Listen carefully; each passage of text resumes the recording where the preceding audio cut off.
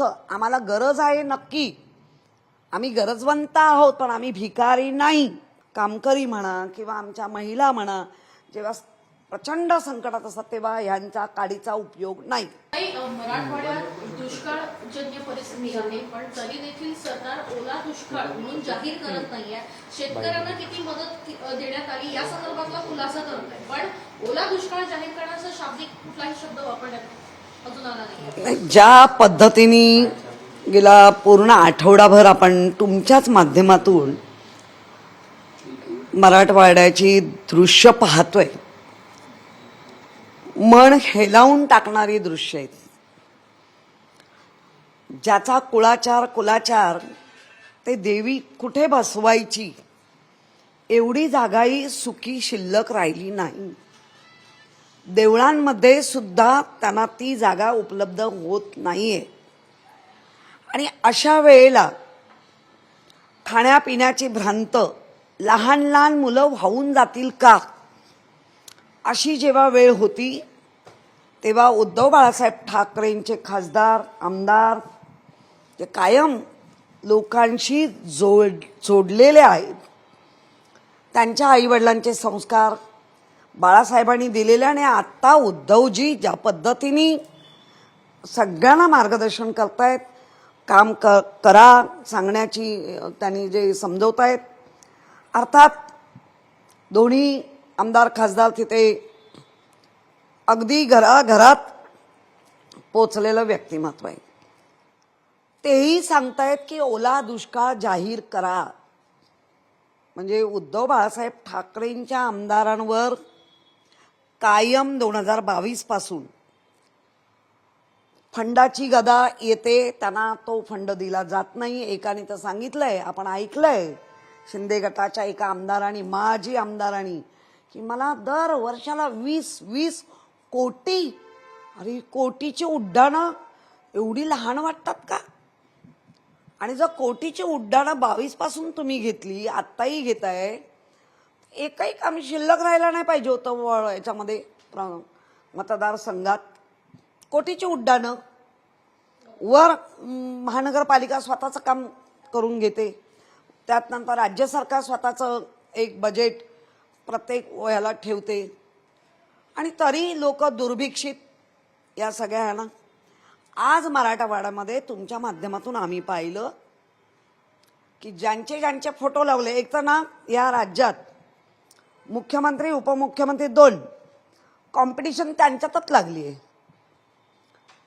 आणि तुमच्या माध्यमातून मला दिसलं, कळलं की फोटो छापलात, आम्ही तुमची मदत घेत नाही, परत पाठवले. काय तो स्वाभिमान शेतकऱ्याचा, इतकं आभाळ फाटलं. पण तुम्ही राजकारण्यांनी आम्हाला गरज आहे नक्की, आम्ही गरजवंत आहोत, पण आम्ही भिकारी नाही, हे ठणकावून सांगण्याचं काम शेतकऱ्यांनी केलं. एकीकडे पुरासारखी एवढी गंभीर समस्या असताना, परिस्थिती असताना, अशा पद्धतीनं दुष्काळामध्ये चमकोगिरी हा प्रकार जो आहे तो दिसून, याला संस्कार म्हणतात. ते बाजारात विकत नाही मिळत ना, ते करावे लागतात. आणि जोपर्यंत अशा चमकोगिरींच्या लोकांवर पक्षातल्या काही प्रमुखांचे जेव्हा दाब असतात, तेव्हा असं काही घडत नाही.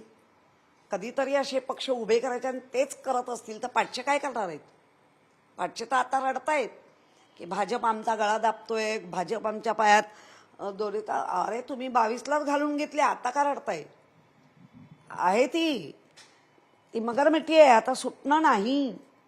ताई, मराठवाड्यातील शेतकऱ्यांनी मदतीसाठी जवळपास 1400 कोटी मागितले, परंतु सरकार त्यांना फक्त 700 कोटी देणार असल्याची माहिती मिळते. म्हणजे इतका तफावत शेतकऱ्यांच्या मदतीमध्ये दिसून नाही, काय शेतकरी नेहमीच उपेक्षित राहिला.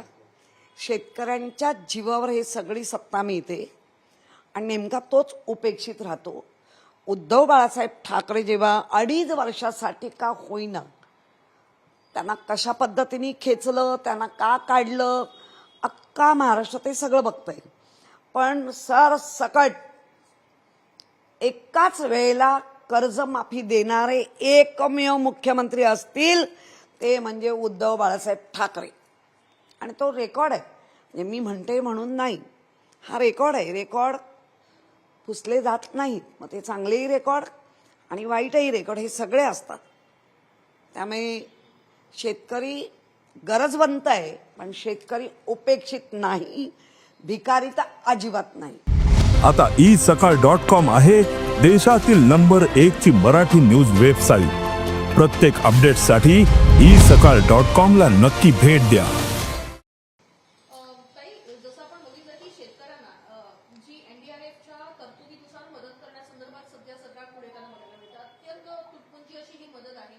एकीकडे 50,000 रुपये अशा पद्धतीची मदत मागितली असताना 7 ते 8,000 रुपये केवळ देण्याचं काम सध्या सुरू असलेलं बघायला मिळत आहे. मुळामध्ये 15 आणि 20 किलोमीटरवर हेलिकॉप्टर घेऊन जाणारे, अशा वेळेला ते हेलिकॉप्टर जर ताजं अन्न, मग अगदी वडापाव का होईना त्या वेळेला मिळणं, आता पैसे दिले, अख्ख्या त्या राज्याला वेडा पडलाय. म्हणजे ज्यांची दुकानं आहेत ती बंद असणार, पैसे खाणून फूक नाही भागणार, त्यांना अन्नच लागणार. ते पोचवण्याचं काम तरी ते सौजन्य तिथल्या आमदारांनी खासदारांनी आमच्या केलं जितकं. शेवटी त्यांचं पण ते आबाळच फाटलं तर ठिणग फक्त राज्य सरकारच लावू शकतं. या केंद्र सरकार आली का मदत, झाली का? उलट 8 दिवस फोटो छापण्यात, गुंडाळण्यात, लावण्यामध्ये वेळ गेला, हे शेतकरी जाणू नये. पण ताई, एकीकडे जसं आपण म्हणालात की आमदार आणि खासदार आपल्या पक्षाचे जे आहेत ते जमिनीवर उतरून काम करताना बघायला मिळतात.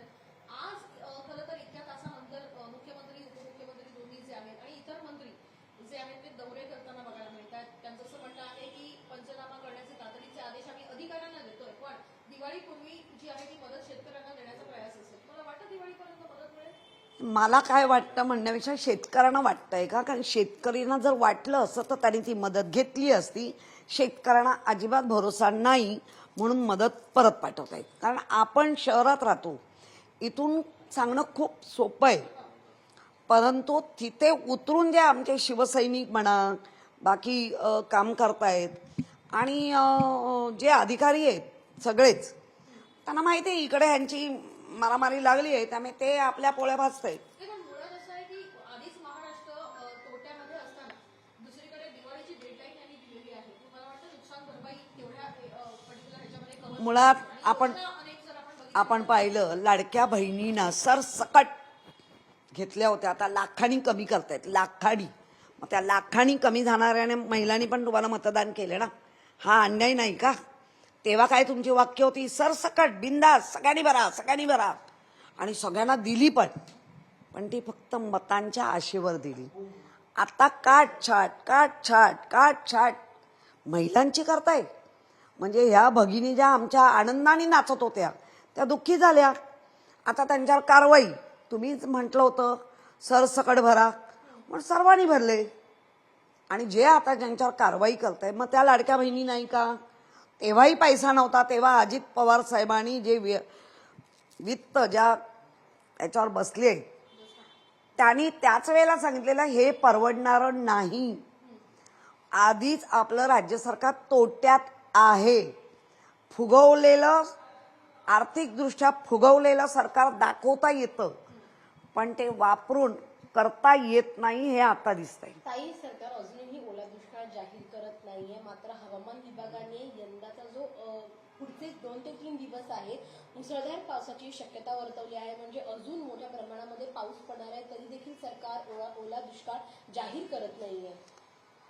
सरकार हृदयाची बाजू आहे ना, ती कुठेच दिसत नाही.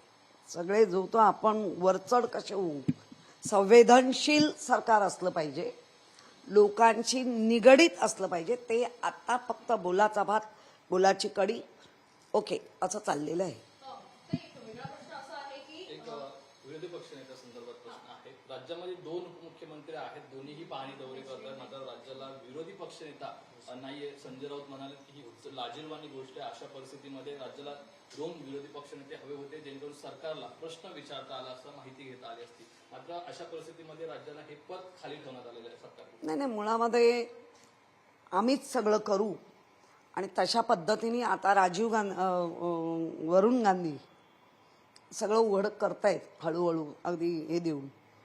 आणि राहुल गांधी उघड करतायत. आणि ज्या पद्धतीने विधानसभा आली आहे त्यामध्ये विरोधी पक्ष असताच कामा नये इतका राक्षसी बहुमत मिळालेलं आहे. आणि ज्या संविधानाच्या अंतर्गत आपण सगळं चाललोय त्या संविधानामध्ये खरं सांगितलं गेलं आहे, त्याला मर्यादा दिली आहे, पण ती मर्यादा न ठेवण्याचं पण काम कोणी केलंय. त्यामुळे विरोधी पक्ष जरी नसला तरी राऊत साहेबांच्या माध्यमातून किंवा आमच्या उद्धवजींच्या माध्यमातून प्रश्न हे विचारले जाणारच.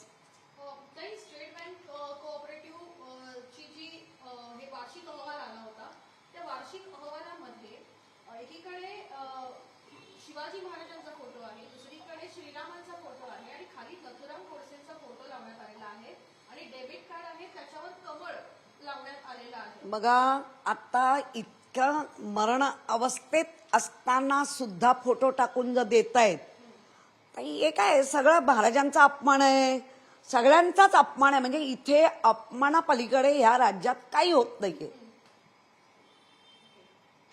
ताई, कालच्या जिल्हा नियोजन समितीच्या बैठकीमध्ये पुन्हा एकदा जे ठाकरेंचे आमदार आहेत त्यांनी आरोप लावला की जे विरोधक आमदार आहेत त्यांना निधी दिला जात नाही, निधी वाटप केला जात नाही. याच्यावरून माजी आमदारांना निधी दिला जातो पण सध्या जे आमदार आहेत विरोधातले त्यांना त्यांच्यासाठी निधी केला जात नाही कारण त्यांचं व्यक्तिमत्व हे लोकांमध्ये निगेटिव्ह जाण्यासाठी.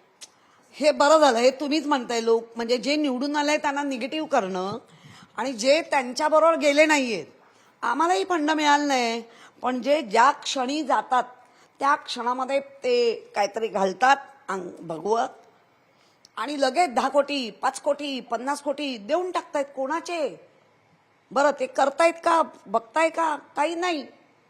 त्यामुळे अत्यंत सगळ्या देशात जर आता एकदम वाईट राजकारण असेल तर ते महाराष्ट्रात.